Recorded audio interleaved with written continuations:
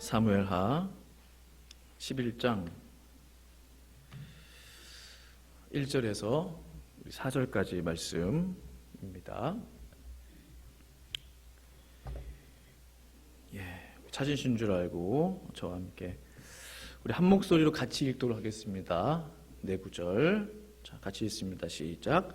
그 해가 돌아와 왕들이 출전할 때가 되매 다윗이 요압과 그에게 있는 그의 부하들과 온 이스라엘 군대를 보내니 그들이 암몬 사람을 멸하고 랍바를 에워쌌고 다윗은 예루살렘에 그대로 있더라.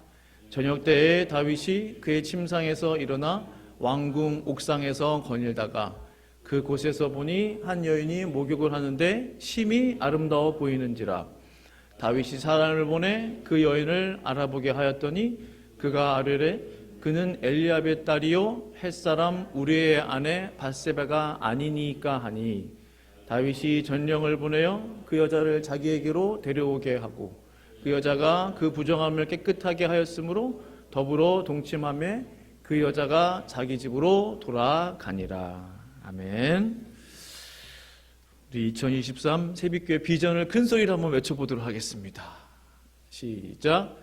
오소서 성령이여 교회를 세우소서. 오소서 성령이여 교회를 세우소서. 아멘. 우리 한번 기도하겠습니다.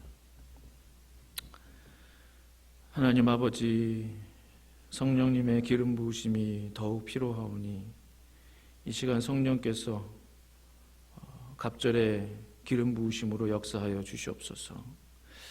하나님, 이것은 저를 위한 것이 아니라 주님의 교회를 위한 것이 되게 하시고 당신의 귀한 백성들 한 사람 한 사람을 위한 것이 되게 하여 주시옵소서. 하나님, 이 제단을 통하여 교회를 통하여 하나님 영광 받아 주시옵소서. 예수님의 이름으로 기도합니다. 아멘. 안일함과 방심의 위험성, 안일함과 방심의 위험성, 이런 제목으로 하나님 말씀 증거하기 원합니다. 영어로 제목을 달아봤는데 저게 말이 잘 되나 모르겠어요. 나중에 우리 빌 씨에게 한번 물어봐야 되겠어요. 맞게 해석을 했는지. 1941년 11월 26일 날요, 일본의 전 함대가 미국 하와이 섬을 향해 출항을 시작했습니다. 바로 진주만인데요. 지금의 진주만입니다. 현대의 진주만 모습. 일본이 전쟁을 준비한다는 보고서를 당시 주일 미국 대사관의 조셉 그루가 당시 이제 미국 대사였어요. 이제 본국으로 송신했어요. 그런데 본국에서는 그것을 묵살하게 됩니다. 그냥 무시했어요. 별일 아닐 것이다. 전쟁 준비할 수 있지. 그러나 설마 미국이겠는가? 미국을 향해서 전쟁을 준비한다고? 상상을 할 수 없었습니다. 일본군의 공격 임박설에 대한 사전 정보들은 많이 있었어요. 그러나 아무도 그 정보에 대해서 귀를 기울이지 않았습니다. 당시 미국과 일본이요, 한참 좋은 대화를 하는 중이었대요. 태평양 지역의 평화를 우리가 유지하자. 당시 일본 해군이 제가 자료를 보니까 거의 세계 최강이더라고요. 항공모함이 7, 8척 되고요. 뭐 그 외에도 배들이 얼마나 많은지 항공기가 440대 이상. 공격 개시 수시간 전에요. 이 진주만 외곽에서 한 대의 그 잠수함이 포착이 돼요. 잠수함이 오고 있는데 뭐지? 또 다른 한 대는 원인을 알 수 없는 상황에서 침몰하게 되고, 그러한 정보들이 있는 거예요.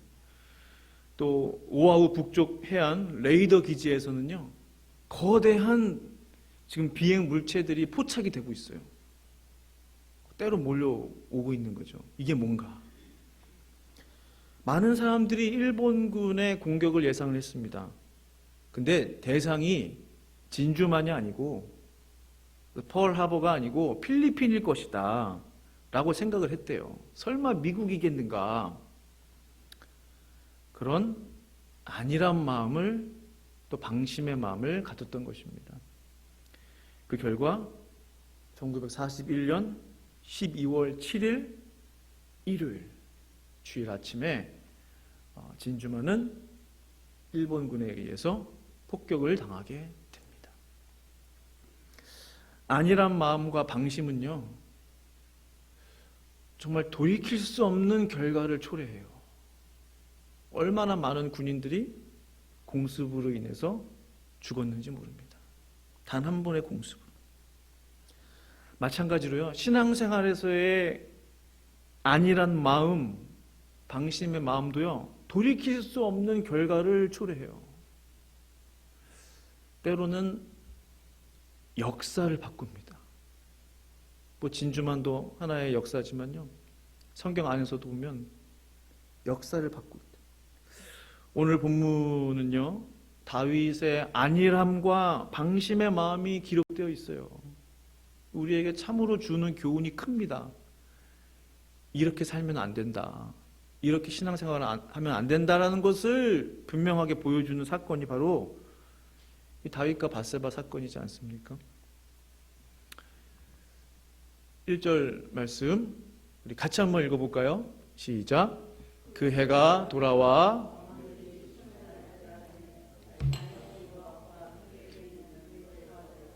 온 이스라엘 군대를 보내니 이들이 암몬 자손을 멸하고 랍바를 에워쌌고 다윗은 예루살렘에 그대로 있더라. 그 해가 돌아와. 그 해가 영어 보면은 in the spring이라고 되어 있죠. in the spring. 실제로 봄이 다가온 것을 의미도 하고요, 전쟁을 할 시기가 됐다라는 것을 또 의미하기도 하죠.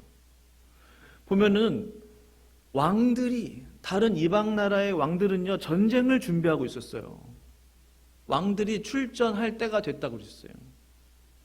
다윗은요, 다윗도 왕이잖아요. 왕인데 자신이 출전할 준비를 하지 않고 요압과 그에게 있는 그의 부하들과 이스라엘 군대를 보냅니다. 당시에는 왕들이 전쟁에 앞장서야 하는 때였어요. 왕들이 싸움도 잘해야 돼요. 평소 다윗이라면요, 하나님이 전쟁에 나가야 됩니까? 말아야 됩니까? 하나님, 제가 어떻게 해야 되겠습니까? 하나님의 전략을 주세요 라고 기도했을 거예요. 하나님이 보통 어떻게 하시죠? 나가라, 내 손에 붙여놓으라, 네가 반드시 이길 것이다, 그런 말씀을 다윗에게 주셨다는 거죠. 근데 이상하게 다윗이요, 묻지도 않고 기도도 하지 않고 그냥 다윗은 예루살렘에 그대로 있더라. 저 한 짧은 문장 속에 많은 것들을 우리가 깨닫게 되는 거죠.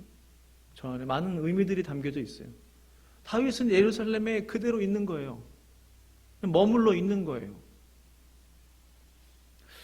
그대로 머물러 있다는 것은 참 위험한 것 같아요. 그냥 그대로 머물러 있는 거, 안주해야 하고 있는 거, 이건 참으로 위험해요.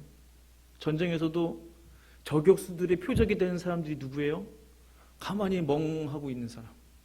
바쁘게 움직이는 사람은 저격수가 저격하기 힘들어요. 영화 보시면 아시잖아요. 못 맞추잖아요. 가만히 앉아있거나 있을 때 빵 쏴서 저격수가 사살하지 않습니까? 저격하지 않습니까? 다윗은 예루살렘에 그대로 있었어요. 왜 그랬을까요? 귀찮았거든요. 뭐 또 내가 나가야 되나? 나라도 이 정도면 부강하게 키웠고, 이 정도면 백성들이 다 나를 따르고, 문제 없거든요. 전쟁 나갈 때마다 다 이겼거든요. 내가 굳이 나가야 되나? 이번에는 요압 보내지 뭐. 또 얼마 전에 하나님이 무슨 약속을 해주셨어요? 다윗아, 네가 어디로 가든지 내가 너와 함께 할 것이다. 내 모든 원수를 물리쳐주리라. 그 약속을 하셨잖아요. 하늘의 별과 같이 빛나게 하리라. 그 현대인의 성경 보면은 그런 표현으로 번역이 되어 있거든요. 정말로 제가 토요일 날도 새벽 기도 때도 말씀드렸지만 지난 주간에도 이스라엘 국기 보시면 별이 있잖아요. 그 별을 우리가 뭐라고 부르죠? 다윗의 별. 그게 우연이 아니거든요. 실제로 하나님이 그렇게 만들어 주셨어요. 모든 유대인들이 그 다윗의 별 이스라엘 국기를 자랑스러워합니다. 그 의미가 그때 영광으로 돌아가기를 원하는 거예요. 가장 하나님 앞에 신앙적으로나 또 군사적으로나 경제적으로 왕성했던 그때로 돌아가기를 원합니다. 다윗의 별. 그러니까 다윗이 얼마나 마음이 내가 이 정도면 괜찮구나, 사람 좋구나. 풍요로움과 평안함, 방심의 마음을 불러오게 되는 거예요. 때로는요, 최근에 받은 하나님의 은혜가 방심을 불러와요. 방심을. 지난주에 받았던 은혜가 아직까지 이어지겠지라고 생각을 하는 거죠. 그게 방심을 불러오는 거예요. 아니란 마음을 불러오는 거예요. 내 마음을 느슨하게 합니다. 하나님이 응답 주셨어. 이젠 걱정 없지. 좋은데요, 걱정 없지. 그럼 기도도 간절하게 안 나오죠? 다 응답됐다고 생각해 보세요. 예를 들면 우리 교회 예를 들면 갑자기 폭발적으로 부흥하고 성전 건축도 막 하고 재정도 풍성하고 그 기도 제목이 없잖아요. 교회를 위해서 무슨 기도 제목 다 응답됐네. 여기에 문제가 생기는 거예요. 우리의 모든 기도의 제목들이 응답됐다면요, 하나님 앞에 기도할 말이 없는 거예요. 건강도 다 문제 없어. 자녀들도 다 좋은 대학 가. 좋은 직장 다 들어가. 그럼 무슨 기도 제목이 있겠어요? 그러니까 우리가 하나님을 섬기고 하나님을 믿는 그 믿음의 신앙의 그 기본이요, 그 바름 라인이라고 그러잖아요. 그 핵심이 뭐냐, 이게 참 중요합니다. 우리가 하나님을 사랑해서 하나님을 찾느냐, 아니면 다른 것들 때문에 하나님을 찾느냐. 우리가 의도하지 않게 그런 마음이 들거든요.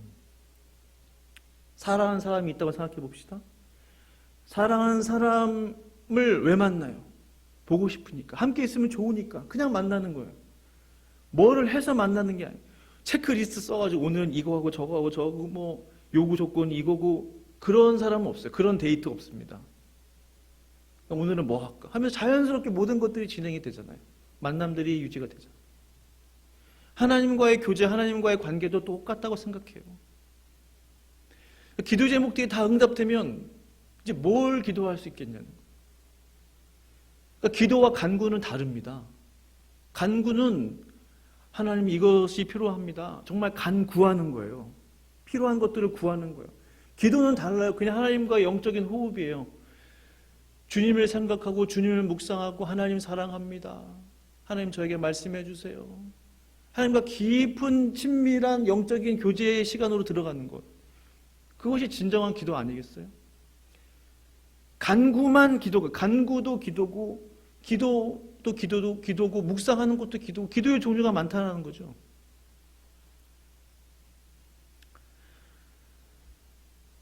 다윗은요, 하나님이 은혜 주신다고 약속해 주셨고 나라도 부강하고 그러다 보니까 아니란 마음을 품게 된 거예요. 간절함도 다급함도 없었어요. 왜냐하면 또 나가면 이길 텐데 이긴다고 약속해 주셨으니까. 그 마음이 이제 방심을 불러 들어오게 한 것이죠. 고린도전서 10장 12절 같이 한번 읽어볼까요? 시작. 그런즉 선줄로 생각하는 자는 넘어질까 조심하라. 선줄로 생각하는 자가 있습니까? 고린도 교회에 그런 성도들이 있었대요. 바울이 이야기하고 있는 거예요. 선줄로 생각하는 성도들이 많다더라, 고린도 교회에. 그렇게 스스로 생각하는 성도가 있느냐? 넘어질까 조심해 라고 조언해주고 있는 거예요. 간절히 바랍니다. 저를 포함하여 이 자리에 계신 성도님들, 그 누구도 손줄로 생각하지 않기를 바랍니다. 우린 서 있는 게 아니에요. 그냥 서 있으면 표적됩니다. 아까 말씀드렸죠. 저격수의 표적이 돼요. 가만히 있으면. 안주하면 표적이 돼요. 가만히 서 있는 게 아니고 앞으로 나아가는 거예요. 그것이 성경적인 신앙의 모습이에요. 어디를 향해 나아갑니까? 천국을 향해 나아가는 거예요. 하나님이 나에게 주신 비전을 향해 걸어가는 거예요. 막 빨리 달려가지 않아도 돼요. 주님이 보여주신 만큼, 주님이 은혜 주신 만큼 천천히 믿음의 길을 가는 거예요. 마지막 순간까지 배우고 낮아지고 깨달아 가는 것입니다. 그것이 거룩한 성도의 모습이에요. 다윗이 영적으로 방심했다라는 결정적인 증거 2절에 있죠. 같이 한번 읽어보겠습니다. 저녁때 시작. 저녁때에 왕궁 옥상에서 거닐다가 그곳에서 보니 한 여인이 목욕을 하는데 심히 아름다워 보이는지라. 팔레스타인 지방에는요 낮에 너무 덥거든요. 그래서 낮잠을 자는 문화가 있죠. 지금도 그런 문화들이 있더라고요. 팔레스타인까지 가지 않아도 제 친구가 이탈리아에 그 전에 살아서 한번 제가 들린 적이 있어요. 그래서 갔는데 낮잠 시간이 있더라고요. 그래서 가게 문을 이렇게 열다가도요, 열었다가 한 11시 반쯤 되면 다 셔터를 내려요. 아니 왜 저러고 있냐고. 그리고 거리가 조용해요. 차도 안 다녀요. 어디 가냐고. 잠자러 간대요. 집에. 자고 다시 와서 문 열고 비즈니스 한대요. 그 점심시간이 2시간, 2시간 반 이래요. 그게 문화예요. 다윗이 살았던 시대에도 그런 문화가 있었던 것이죠. 근데 지금하고 상황은 다릅니다. 지금은 상황이 달라요. 자신의 군대를 전쟁터에 지금 보낸 상황이에요. 가만히 보세요. 다윗이 요압과 그에게 있는 그의 부하들과 온 이스라엘 군대를 보내니 The whole Israelite army라고 되어 있어요. 모든 군대를 보낸 거예요. whole army를 보낸 거예요. 그런데 어떻게 자신은 낮잠을 잘 수 있어요? 잠이 올까 모르겠어요. 그 정도로 안일했다는 거예요. 잠이 오겠어요? 누웠다가도? 잘 싸우고 있을까? 누구 죽지 않았을까? 요압 장군은 잘 지금 전쟁을 지휘하고 있을까? 잠이 오냔 말이에요. 낮잠을 잘 자고 저녁 때에 그의 침상에서 일어났다는 거예요. 그러니까 안일한 마음이 안일한 행동을 낳습니다. 안일한 마음이 행동으로 옮겨지는 거예요.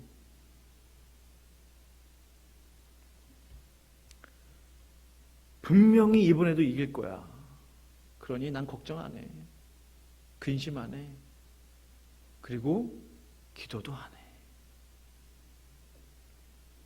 이것이 바로 다윗이 품었던 안일함과 방심의 마음이었어요. 하나님의 은혜는요, 계속 넣어줘야 돼요. 마치 자동차 타려면 가스 계속 넣어줘야 되잖아요. 한 번 은혜 받았다고 평생을 살 수 없습니다. 당연한 진리죠.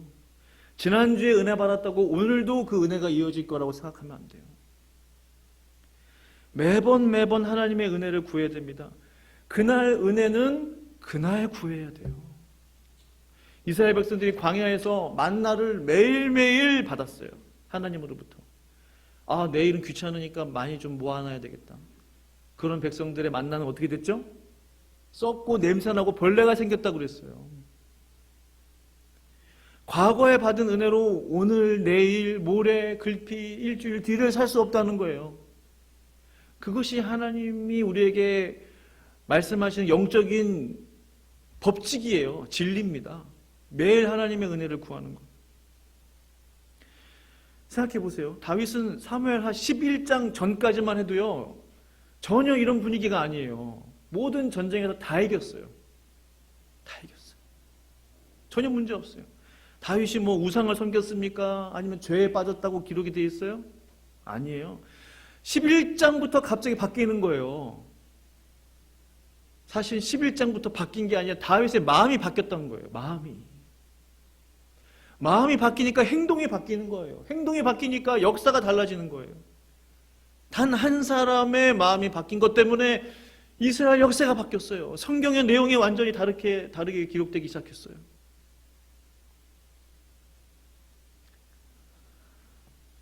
방심이라는 것이 그래서 무섭습니다. 방심.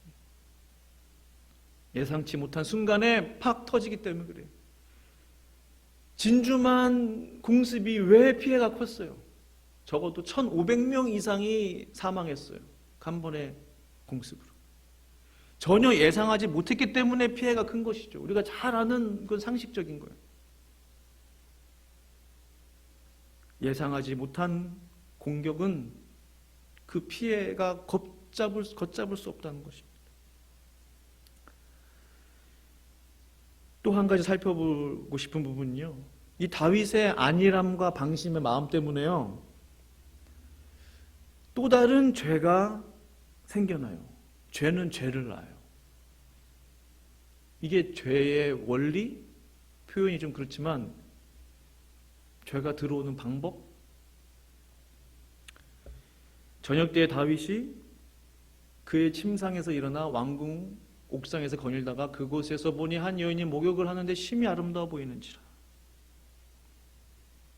거기서 더 한 걸음 나아갑니다. 누군지 알아보게 해라. 더 한 걸음 나아갑니다. 궁궐로 데려와라. 아름다워하는 마음 들 수도 있어요. 끝내야죠. 거기서 내가 왜 이러나. 알아보게 하고 데려오게 하고 더 죄는 죄를 낳고 죄는 죄를 낳고 죄는 또 죄를 낳아요.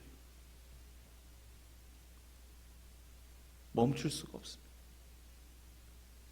그래서 죄가 무서워요. 다윗의 방심의 마음, 음란의 마음으로 발전하고 이제 거짓의 마음이 돼요. 우리아를 불러들이잖아요. 임신한 사실을 숨겨야 되기 때문에. 다윗이 얼마나 거짓말을 합니까? 야, 너 고생 많다. 너 이제 집에 가서 좀 쉬었다 가라. 좀 생뚱맞지 않아요? 다른 군인들은 안 부르고 우리아만 불렀어. 정말 우리아를 생각해주는 척 하면서 얼마나 좋은 말로 그 다윗의 그 모습이 그려져요. 안 그런 척 하면서 막 웃으면서 술 따라주고 막 어떻게든 집에 가서 편히 쉬고 잠을 자고 돌아가게 하려고 계속 속이는 거잖아요. 우리아가 거기에 넘어가지 않죠. 끝까지 신의를 지킵니다. 그러자 다윗의 마음이 어떻게 발전해요? 살인으로까지 가는 거예요. 그러니까 방심이요, 살인까지 가는 거예요. 방심. 안일한 마음이 살인까지도 갈 수 있구나. 그러니까 얼마나 중요한 교훈이 있습니까? 오늘 본문을 통해서 말이에요.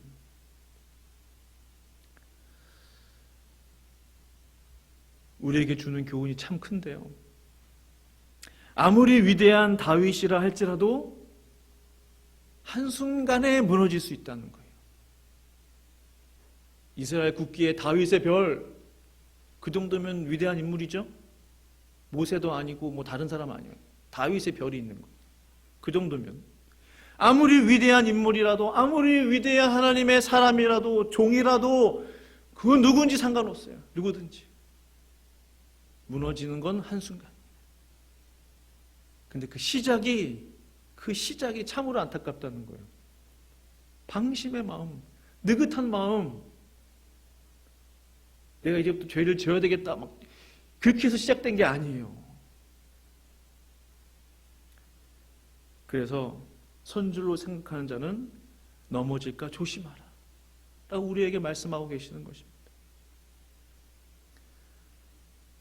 이 다윗의 이야기가 왜 우리에게 중요할까요? 또 하나님께서는요, 죄의 대가를 반드시 치르게 하시는 분이세요.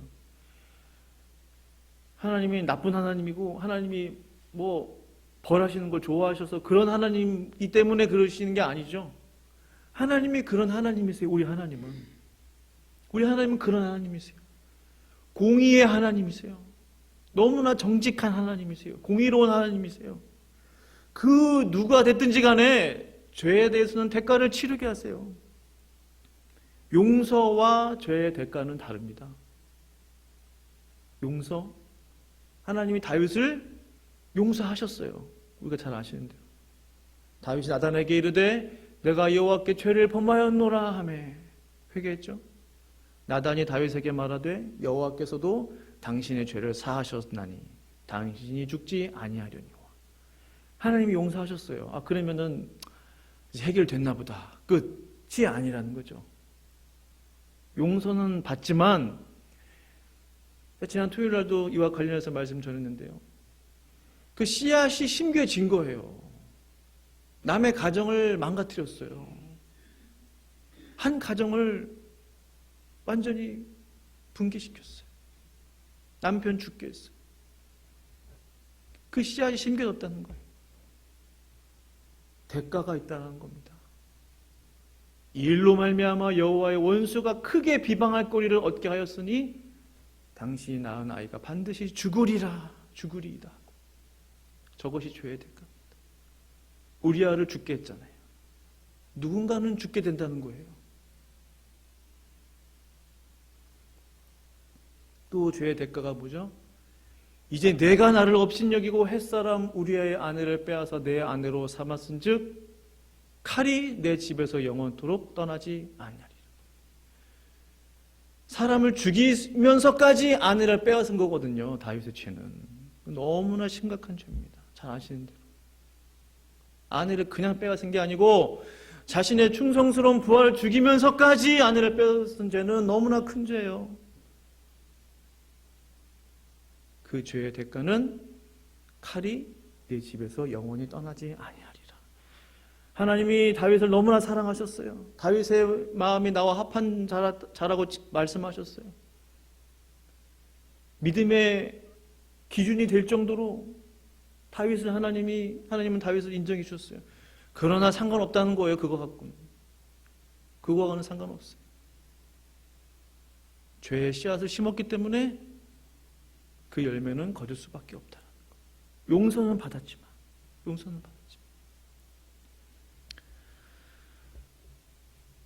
그래서 우리가 어떻게 해야 되겠습니까? 어떻게 살아야 되겠어요? 에베소서 4장 27절 같이 한번 읽겠습니다. 시작. 마귀에게 틈을 주지 말라. 마귀에게 틈을 주지 말랍니다. 저 구절이 딱 이렇게 짧아요. Do not give the devil a foothold라고 되어 있어요. foothold. 저 표현이 참 딱 마음에 와닿죠? 한 스텝도 내주지 말라는 거예요. 그 전에 종종 보면은 남의 집에 초인종 띵동 눌러서 누구세요? 뭐 누군데요? 뭐 그 빼꼼히 문을 열잖아요. 그때 가끔 뭐 드라마나 이런 거 보면 발을 짝 해서 문을 막잖아요. 현관문을. 미국은 그러면 큰일 나죠. 한국도 요즘 그런 일들이 없을 텐데요. 그 문을 못 닫잖아요. 발로 막았기 때문에. 발 한 스텝을 문틈에 껴서 막았는데 문을 못 닫아요. 그러다 보면은 뭐 얘기 나누고. 마귀에게 한 스텝에 그 작은 공간도 허용하지 말라는 거예요. 왜요? 그걸 허용한 순간 문 열고 우르르 들어가는 거예요. 합법적으로. 문을 열어줬거든요. 마귀에게. 사탄이 띵동하고 문을 열었으면은 문을 열어주면 안 돼요. 문을 열어서 확인했으면 닫아야 되는데 풋스텝을 할 수 있도록 공간을 줬어요. 시간을 줬어요. 그 틈을 가지고 마귀가 들어오는 거예요. 다윗이 그 일을 실제로 경험했다는 거예요. 방심의 마음, 그 작은 풋홀드, 그것이 음란의 마음으로, 거짓의 마음으로, 결국은 살인의 마음으로 발전하게 된 거예요. 그의 가정에요. 뭐 긴 얘기 하지 않겠지만 얼마나 많은 일들이 있었는지 잘 아실 겁니다. 압살롬 때문에 정말 고생해요.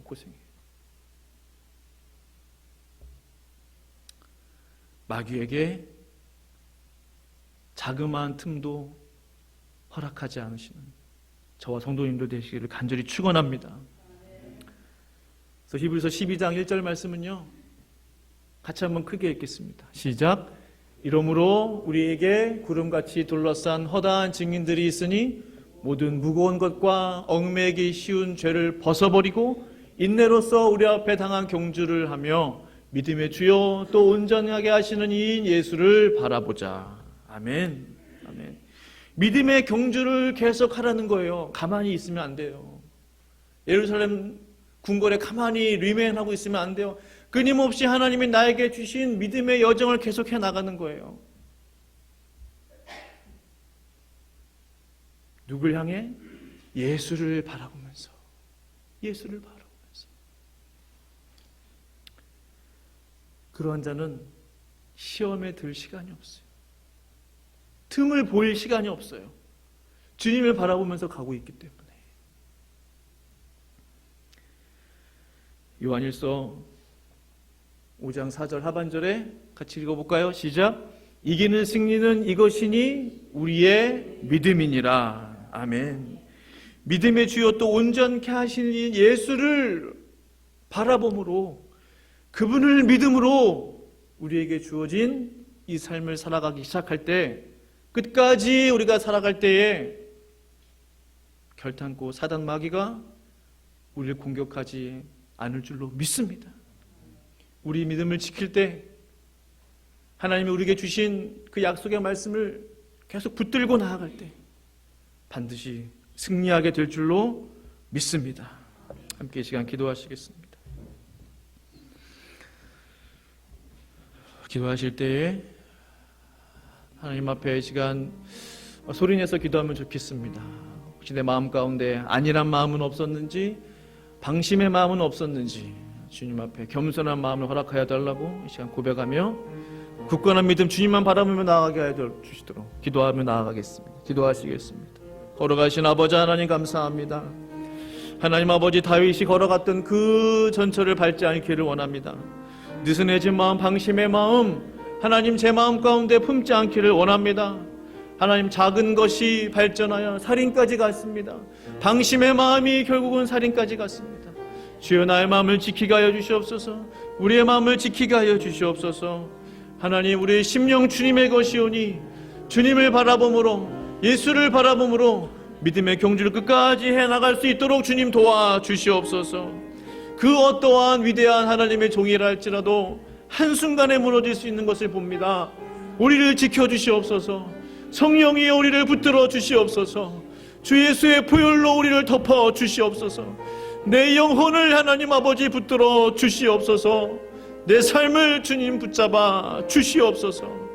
주님 감사합니다. 찬양합니다. 그렇게 일하실 주님을 찬양합니다. 예수님의 이름으로 기도합니다. 아멘.